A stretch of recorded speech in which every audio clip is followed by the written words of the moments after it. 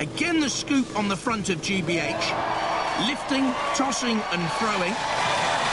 The barrel-shaped body was tough. The team was exuberant and keen. And they will be this time again. With Facet back in Robot Wars.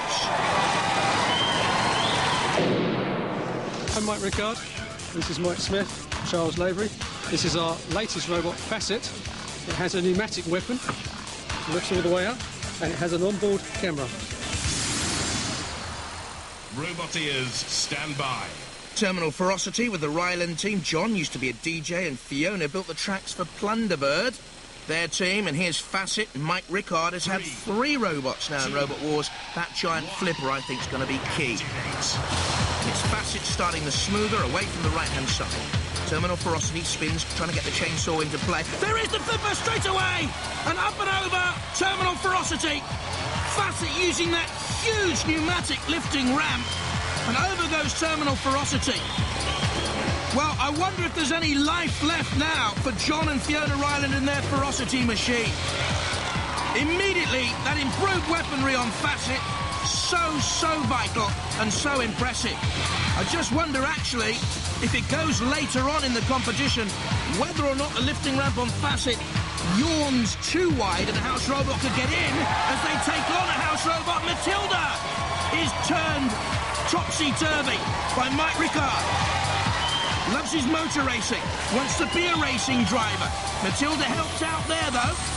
Shunt, righting his old house robot pal. And in the grip of dead metal, Terminal Ferocity has a terminal end, I should think, in Robot Wars. Facet again, this time taking on Bash, trying to flick Bash up and over. The weight of the house robot just keeping him on the arena floor. In under the belly, the stainless steel body of Terminal Ferocity. The house robot's cutting and clipping and taking on Facet as well, causing damage later on, but Facet the winner. Poor old Terminal Ferocity. Upset right at the start. A bit cocky for his own good there, and Matilda is not happy. But Facet, they go through.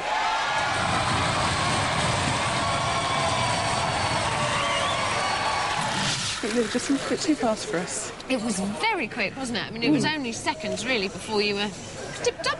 Yes. And then you went in for a second go, at which point we thought you might get a break and actually flop back. Yeah. No, unfortunately not. We tried everything we could, but unfortunately it didn't work. But it was very exciting, though. Did you enjoy it? Yeah? Totally enjoyed it. And we obviously saw what you did, not only to the competitor, but to our very own Matilda. Yes. Oh, of course. Which wasn't very nice. Well, she was just parked at the bottom there and we just couldn't resist her. But was the success of your flipping down to this whole camera theory? Of course it was. That you could see the robot coming up the ramp, knew exactly when to flip? Absolutely. Yes, I'll go with that. I don't believe you. I still think this is a pose value, and I bet you didn't use it at all. As well. But we really enjoyed it. It was very fast, very furious, and a great fight. Thank you very much. Thank you. Couldn't resist her. Ugh, I've seen Matilda in the showers. Facet through. Crash and Gnasha, Firestorm there next up. Diotoir, what's the latest in the pitch? Diotoir. What does it mean? Annihilator. Annihilator. And is it ready to annihilate after all the trouble? I think so. Yeah? It's all the electronics works now. You have a working robot? Mm-hmm. We just need to adjust the fine points on it, and that's it. So you. You're knackered. No, I'm grand, yeah. I'm just wondering what it'll annihilate for me itself, most likely. From Hartford, Crash and Gnasha. Can Smasher and Basher with a Swedish Air Force rescue saw and a 4-pound sledgehammer. It destroyed the pickup family barbecue in practice. Now the house robots want to haul you over the coals. We're the Crash and Gnasha team. I'm Mike, this is Jack and Tom. Crash and Gnasha is a mutant robot shark, hardwired for aggression. The main weapon is an emergency cut-off saw that cuts people out of crashed aeroplanes. And at the back, it's a hammer-tail shark. It's got a sledgehammer that swings round and really crashes into the opposition. From Durham, Firestorm. 2 old-school friends from the Groundhog team in the last series return with one motor from a lawnmower, another from a cordless drill, a flipping Schumey arm, hardened aluminium shell, and Firestorm is smoking. I'm Grimborn. And I'm Alex Murphy. And this is our robot Firestorm. It's a wedge-shaped robot, runs at 36 volts, and it's got on go-kart tyres. It's got 3 main weapons. It's got these belts on the front, where you're going to need someone, the belt to pull them up onto the arm, and the arm will push them over. The arm will also self-right us, so if we get tipped over, we can flip ourselves back over. We've also got this spike at the back. Roboteers, stand by. There's Gnasha, the pickup team. Little Jack's a Manchester United fan, so's his cousin Tom Duggan and Firestorm. 3, Graham Bone 2, and Alex Mordew. 1. Activate. Controls of Firestorm, a wedge-shaped robot slamming into Gnasha, turning the shark up and over. Hardly a minnow, Firestorm, but you wouldn't expect this sort of damage against a shark. Against the arena wall, a great cloud of smoke from somewhere. Look at this power and pace, bang!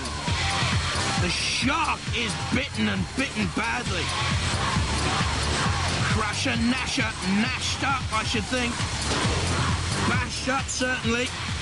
And there's nothing left in that. In comes Bash, hauling the shark away to the depths of Robot Wars oblivion. The camera on Dead Metal, the saw of Dead Metal. The punishing, squeeze ability of the house robots on Gnasha. Firestorm, good driving by Alex Mordew. Fine power. There again, slicing through the little wheel of the Gnasha team. Dead Metal. Cease. Off comes the wheel. Well, the most lethal thing they normally do is play badminton. They're more dangerous here. The poor kids. Oh, the young lads are out.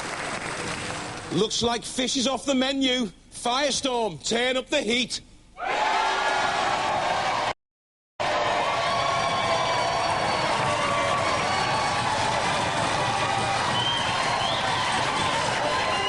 That is a crumpled mess, I have to say. It got attacked. And it was all very quick, wasn't it? Yeah. So it needs a bit more training, I think. Still, I think Firestorm are a good team, so I hope they go far as well. Yeah. How did it feel? Was it exciting at all? You're not too upset, no? No. Are you sure? Yeah. Yeah? You're going to come back next year with a bigger, better one? Yeah. That won't get trounced? OK, I'll let you both go. Go on. Thank you very much. Bye. You meanies! How did you do that to those beautiful children? Oh, we're just bullies. I mean, we didn't expect it to turn over as quickly as it did. We thought... You did, you went, woof! Straight in. There was no holding back there that I saw. That must be interference. Oh, yeah, right. Interference. I've heard it all before. Anyway, well done, guys. Off you go. Thanks very much. See you in the next round. Bullies or blue-eyed boys? They're whipping up a Firestorm anyway. Next up, Diotoir. Will it be ready against Sting 2? Have you had time to think about tactics? I hope it goes into a hole so that I can just go home. Oh, no! Don't you dare! After all this work, don't you dare? Better not, because that's going to be lodged in his back. That's very naughty. That's very naughty. It's lucky I know you're joking. Have you had time to think about tactics at all? Yeah, up the middle with smoke. Lovely. OK, thanks. Bye. Bye. From Dublin, Diotoir. Miserable and tired after the customs experience, but hugely popular back again. Fur brain, polka dotty, the hydraulic lifting arm, their main weapon. It's bound to catch fire. We love it. And look out for the fur. Everyone wants a piece of it. As they did in the last series, when Nemesis didn't last too long. It had the kebab ready, but instead of being charbroiled, it was pitted. Greatly popular team, though. Super fun. I'm Joe Gavin. Here on board. I'm Peter Evans, and this is Diotoir, son of Nemesis. The weapon that we're going to be using, hydraulically cocked in these large car springs. Comes all the way down, so it's flush with this bar here, and then we can fire it and hopefully throw all the rest of the robots over. From Derbyshire, Sting 2. The whip action gives the sting in the tail, modified over 3 months from the last series, more powerful. Ramming spikes, carbide tips, they look mean. Will Sting police this heat, or will they be jailed once again by the house robots like last time around? This is what happened to Sting. Withstanding pressure quite neatly from Dead Metal and Co. But the Sentinel with the little shunt, and down went Sting into the pit, down and out. Hi, I'm Dave Barker, captain of the One Law Associates. Ian Pritchard, Pete Alsop, the rest of the team. This is the most important member of the team, Sting 2. She's got a bigger tail, a more powerful weapon, completely different motor setup, and a new body style. But claims we have no fear.